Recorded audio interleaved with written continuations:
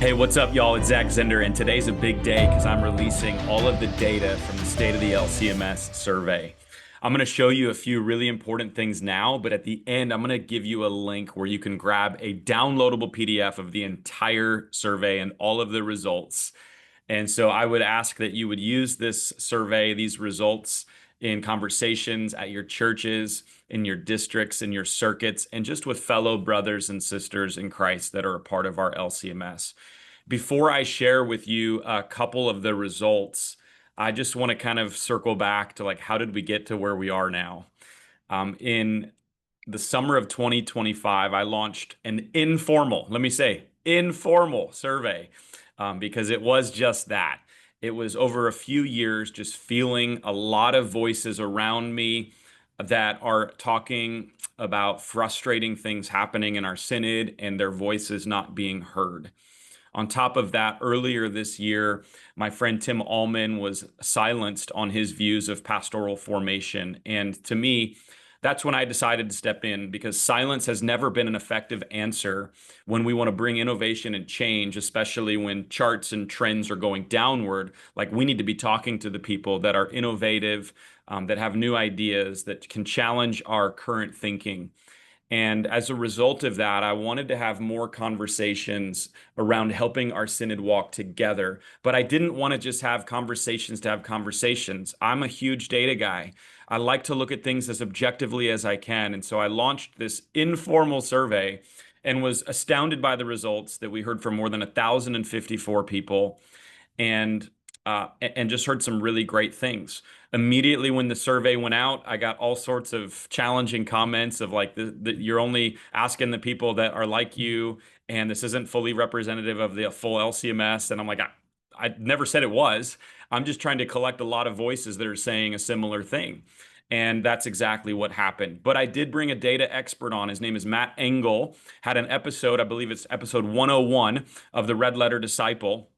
And we unpacked the biases and the quality of the survey.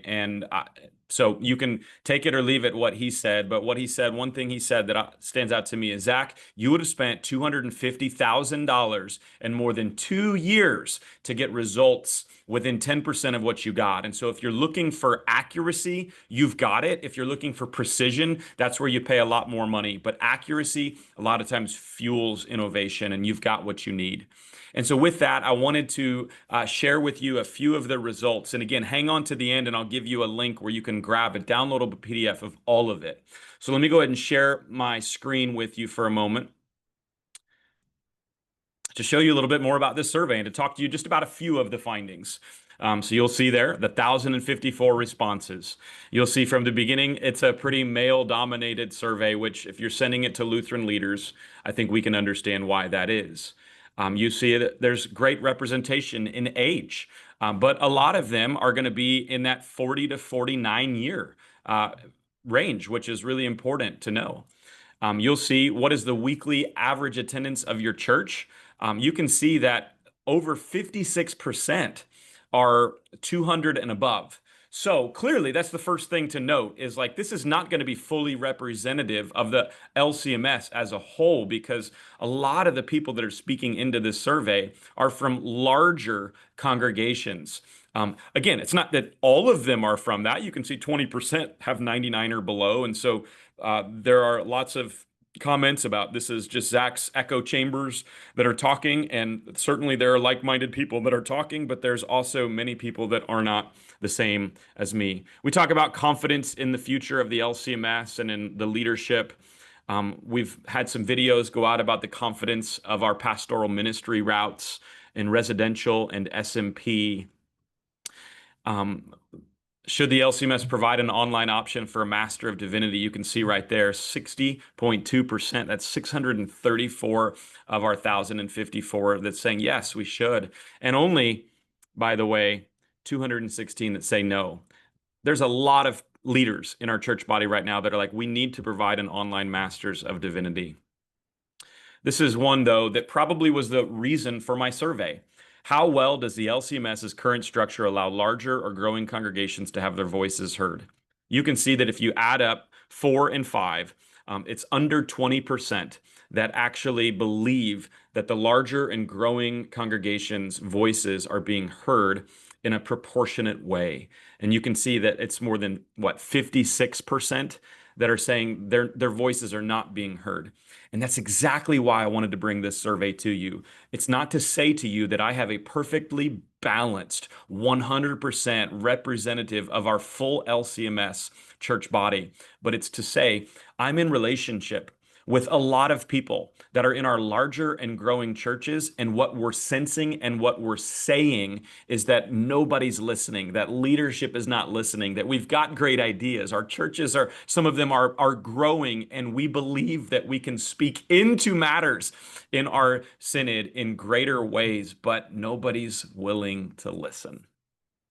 So there's some other questions on here: reputation and impact of being LCMS, how satisfied with you from the synod's responses to current society. Here's another one to prove kind of the growth of this particular section of people that I asked, is that 53% of their churches are growing, 30% are staying the same, and only 17% are declining. And so again, to my point, there's a lot of voices on here that are from our larger and growing congregations, and that's really important. We ask what style of worship you provide. I'll have a video about that pretty shortly. This is probably one of the biggest questions that I've housed myself in my thinking in, is what are the biggest challenges facing the LCMS currently? You can see from here that reaching and retaining youth and young adults, 44% was our top one. The next three are almost identical, really close. Declining membership and worship attendance. We have from another survey from Tim Wood, saying that in the last 25 years, we've gone from 1.1 million worshipers to 450,000. That's a big deal, and we've got to figure out, how do we get on the other side of that? Finding and forming future pastors was ranked third, and there's so much conversation around this because there's a lot of opinions on this, and the larger growing congregations' voices are not feeling heard in that conversation. And then finally, disagreements and divisions within the church. Y'all, it's rated the fourth highest, but really 2, 3, and 4 are all about the same. We've got to come to a place where we can have conversations and not be divided. We've got to come to a place where we're talking less about one another and talking to one another. And if this survey and all of these results push towards that, then Lord be, let that be the consequence, the positive consequence of this survey. There's a place for people to put their most urgent challenge for the LCMS right now. In quantity, pastoral formation was the one that came up the most in this. And so you can see all of that there. What makes you most proud to be a part of the LCMS? Like, come on, it's our doctrine and our theology. These are in no particular order, but look at the first 10 are like boom, boom, boom, boom, all about that. And then finally, what word describes your current overall feeling about the LCMS? Frustrated, 33.5%, concerned, 28.5%. There's 19.4% that are hopeful, and God willing, we can all get to that place right there. So then finally, the last question: are you an LCMS pastor? About 54% are not, but 482, nearly 500 are. And so think about that. That represents just under 10% of our pastors in our denomination right now as we speak. And so this is a large percentage, a large number of people, of pastors that are saying kind of one consistent thing. And I hope that this survey and all of these data results help you and help your church and help our church body. So I promised to you that if you hung on to the end, I'll let you in on where to get all of this data to your inbox for free. You can go to lcmsdata.com. Boom, right there. And that will take you here where you can get the State of the LCMS report free. Simply enter your email and you will get a downloadable PDF of everything that I just showed you and more. And so go to lcmsdata.com. I want to give this to you for full transparency so you can see all of this for yourselves and you can make your own conclusions and ask the right questions and have the right conversations around where you are. Right there. That was over 15 years ago. That's where my dad ordained me at King of Kings in Omaha, Nebraska, where I happen to be serving now as a pastor. I deeply care about this church body. It is it is my family. It is a part of my family. And I really do hope that we can walk together greater in the future. So I hope this survey blesses you. We'll continue to put out videos on Tuesdays on the podcast, longer interviews with leaders in our denomination. And then on Thursdays, I'm unpacking some of those data points in greater detail, hopefully asking the right questions so that our church body can move forward. Again, grab all that data at lcmsdata.com and make sure you subscribe to our YouTube channel so you don't miss any videos coming up. God bless you, and thanks for tuning in.